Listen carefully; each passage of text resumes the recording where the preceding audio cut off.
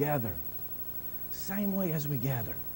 And here's what I'm trying to say, and tried to say last week, and trying to say this week, is that in us is the spiritual thing where God says, no man can come. Jesus says, no man can come to me except the Father draw him. Jesus says, except I be lifted up, I'll draw all men unto me. But then he says, you go. Now, is that a contradiction? Or is that two aspects of the keys of the kingdom of heaven coming together into my life and into your life to become church at its best? We have heavenly things and earthly things coming together into our lives to go out and to gather. Are you with me? And this is what I'm trying to say to us. Is that in each one of us is the Spirit of the living God. Now, he's not contradicting himself, because in John chapter 14, he says, if you love me, and if you do what I ask you to do, you obey my commands, then the Father will love you, and he and I, will make our abode in you or with you. The prerequisites are that I love him and I obey him, then I carry him with me wherever I go. Lo, I am with you always. And wherever I go in Jerusalem, or Judea, or Samaria, or to the uttermost parts of the earth, let's take that out of churchese. Wherever I go in Lafayette, or Ringgold, or Somerville, or Chattanooga, or Atlanta, or Haiti, or Trinidad, wherever I go, guess what? I am a light to the world. And within me is the ability to draw people to Jesus Christ. It's not something I have to pray up. It's not something I have to work up. It's not something the preacher has to preach to me and condemn me up with. I have to realize that within me is God working and drawing people. Within me is Jesus working and drawing people. All I've got to do is get around people.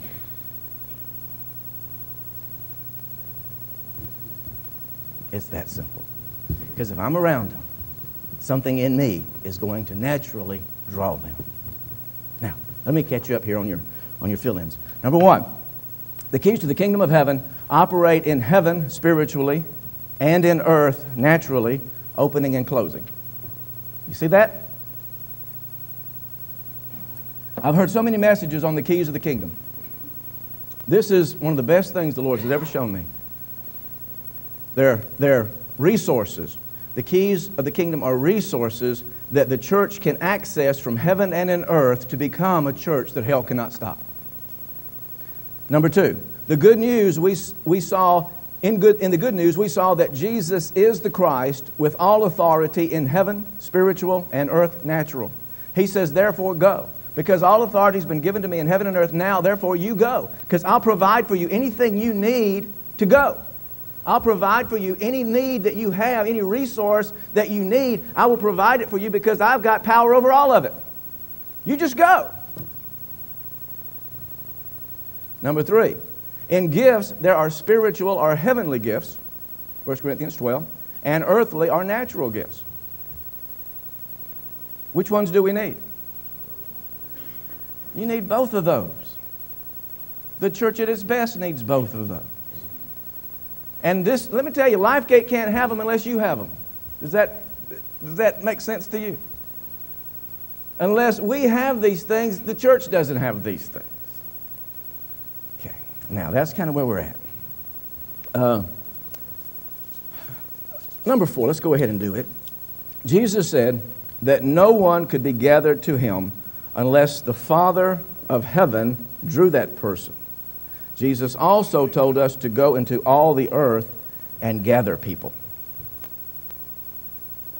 Is that what he said? He says, nobody can come to me except the Father draw him. Is that what he said? And Jesus says, if I'm lifted up, I'll draw all men to me. That's heaven. But then he says, you go. Now that's not a contradiction. That's just the way it works. Because unless I go, he can't.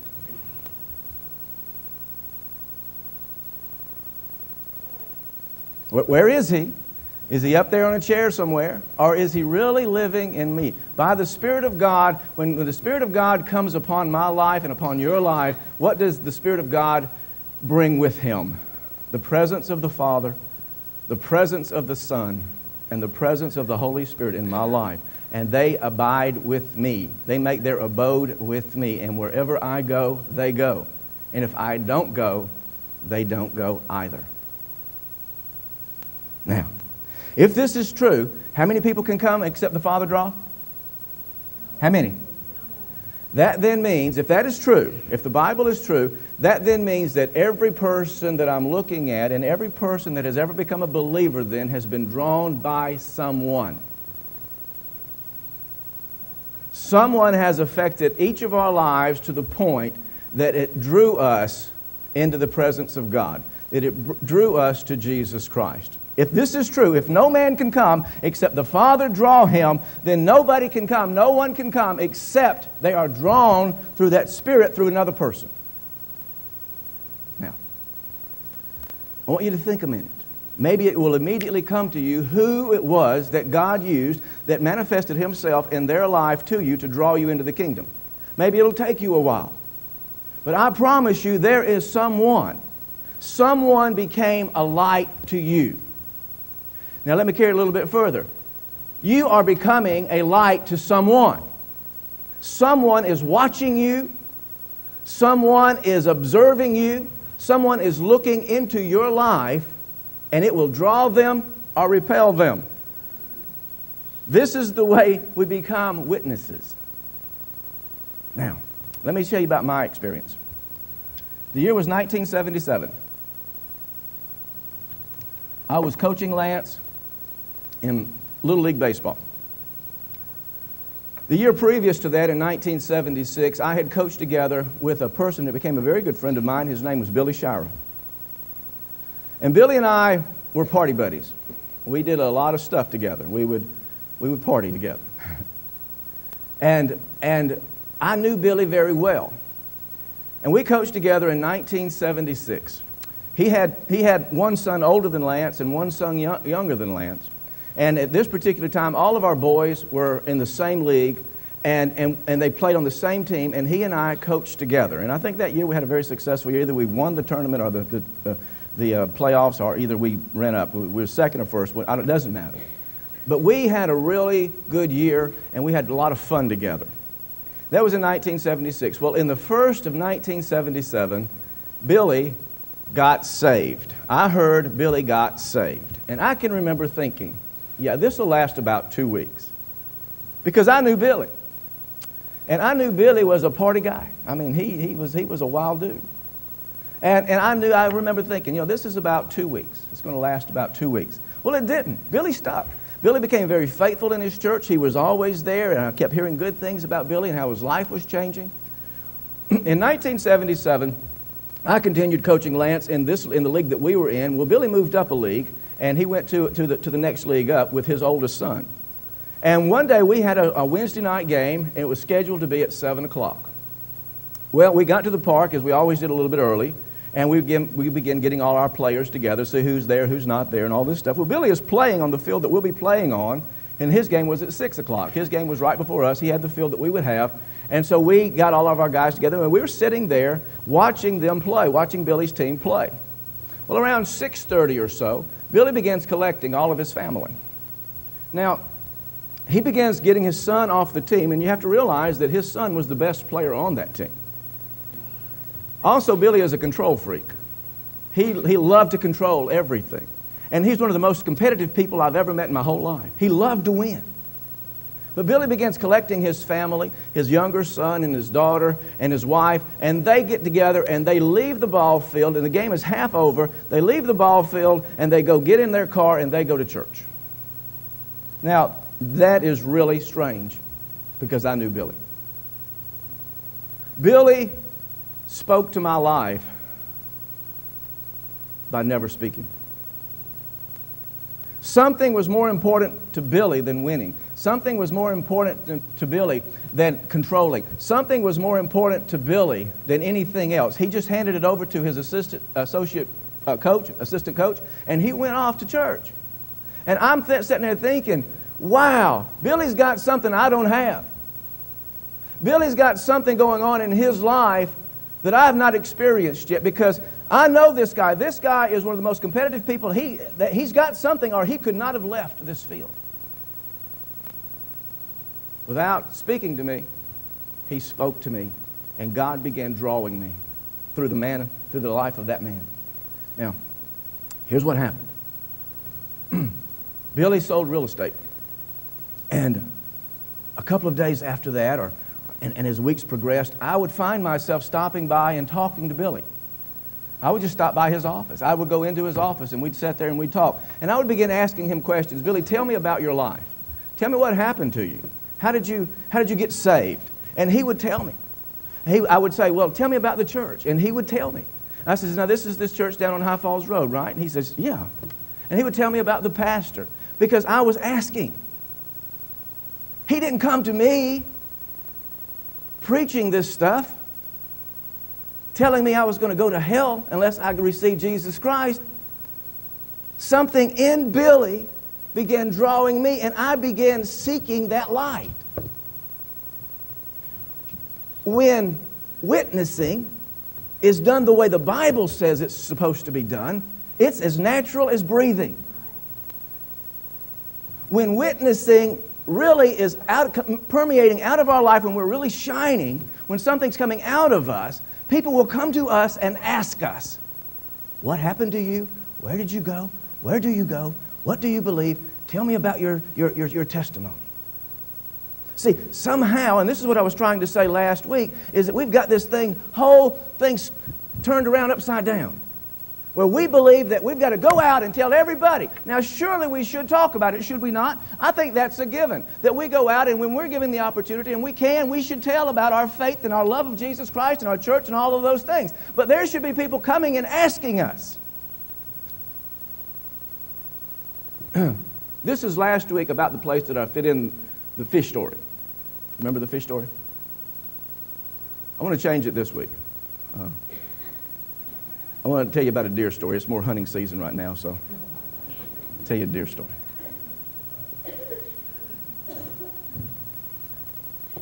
Something should be coming out of us that people are drawn to.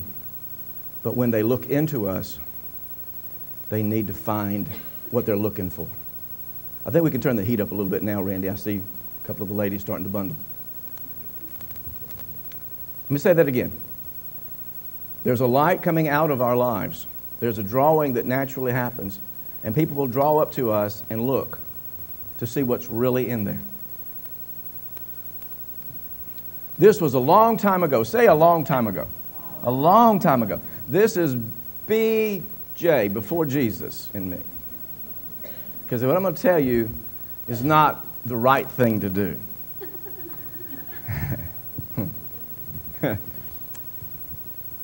I used to deer hunt like I fish. I was good at it too. I mean, I would always get more than enough. and so this particular year, it was opening day, and Judy was going with me this particular opening day, Saturday. And so we load up, and it's pre-daylight, and so we go, and I put her in her tree stand, and I walk down about 300 yards, and I get in my tree stand, and we're just sitting there waiting on it to get light. And we had decided that we would hunt until 10 o'clock. And so we're sitting there, and it's just breaking daylight, and I'm hearing this noise down around my stand. And just as I'm straining to see, and finally at 6:30, there is a really nice 6-point buck right there at my stand. So I harvested that buck, and he's laying right there, and I see him well. And he's not going any place, and it's only 6:30 in the morning. And so I say, you know, I'm not going to get down and drive my truck down and load this thing up and mess up everyone else in their hunting. So I'm going to just sit here for a little while, and maybe another one would come by. Well, you know what happened? Another one did come by. At 7:30, here comes another one, a nice 8-point buck. Walks up, and I think he's going to come talk to this one that's laying on the ground. He walks up there. I harvested that one also. And it's only 7:30. And I'm saying, well, I'm not going to get down yet because I just don't want to go mess up everyone else's hunting. And you have to realize I wasn't neither the religious person nor the legal person. And maybe another one might come by, you know. So I sit there. Sure enough, guess what happens? 8:30. Here comes another one, a 9-pointer. And I think he's going to walk up and talk to these two. It's amazing. I harvested that one. I've got 3, a 6-pointer, an 8-pointer, and a 9-pointer laying within, right at me. And so I say, wow. Now it's 8:30 in the morning, and I'm saying, you know, I really don't want to be sitting here in this stand. If someone were to walk up that had a badge, and I had 3 animals here, this would not be, I need to get down now. So I get down and I go up to the truck and I mess around for a little while and you know, and I'm just kind of waiting for time and waiting to go get her. So somewhere, I guess around 9:30 or so, I come driving down to Judy's tree stand, and she gets in the truck and she said, someone shot down your way about 6:30. Who was that? I said, that was me. She says, well, someone shot down that way also about 7:30. Who was that? I said, that was me. And then with this really look on her face like, you didn't, did you? She said, someone also shot about 8:30. Who was that? And I said, that was me. I need one of your tags.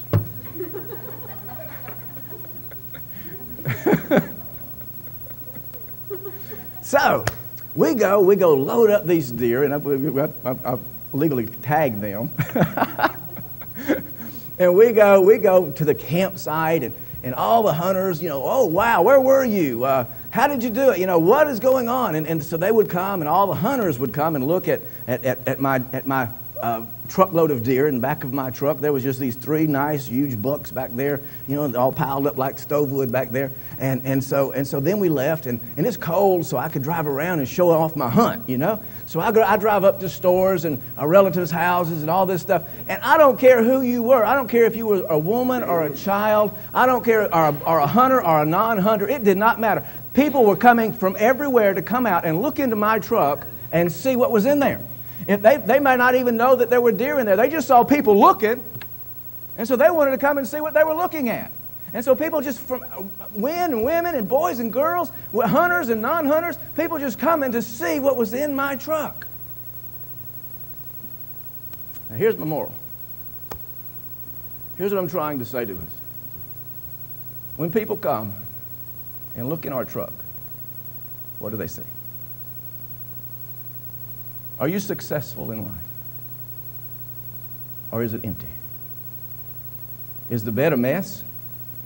Just pieces of wood and rope and all kinds of stuff and trash scattered back there? Or is there really something back there for people to see? Because people are coming. You have an ability to draw people to your life, and they're coming. And they're going to look. And you may have old rusty chains. They don't want to see rusty chains. They don't want to see bondage. They don't want to see garbage and trash bags and beer cans and all that stuff back there. They want to see something that'll change their lives. And let me tell you, everybody's going to be looking. Old people, young people. Do you older folks realize that children watch you? Not just your kids. Everybody is built with a unique ability within you to draw. It's God.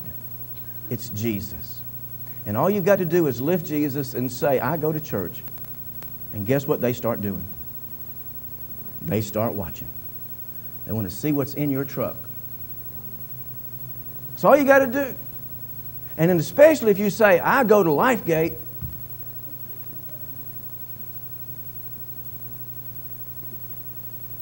You understand what I'm trying to say? This is what I was attempting to say last week. And I tried to say it yesterday also. But last week, what I'm trying to say is people are looking. And after they look at a couple of years at us, somehow we lose their interest. Somehow we haven't changed. Somehow we've let garbage get in the back of our truck, and they're really not that interested in what's back there anymore. We were talking about this past week, and I could use nearly anyone in this church, nearly any person that has attended here for any length of time. But a couple of people I just want to mention to you, their families, how they've changed. And I was thinking about Jim and Nancy Kittle and their family. I called Nancy yesterday to make sure all my facts were right. But when they began coming here, Jim was working in a boiler room. Nancy was wrapping meat. And there's nothing wrong with those things. You understand what I'm saying. But they had dreams. They had aspirations of doing more. They wanted more than that. And so Jim left his job and began working for a heating and air company. Began learning that, and he enjoyed that. And so what he did was began going to school. He enjoyed it so much. And his intentions after he began going to school and began doing well with his schooling and learned and found out that that's really what he would like to do with his life, he began making plans to purchase the company that he was working for.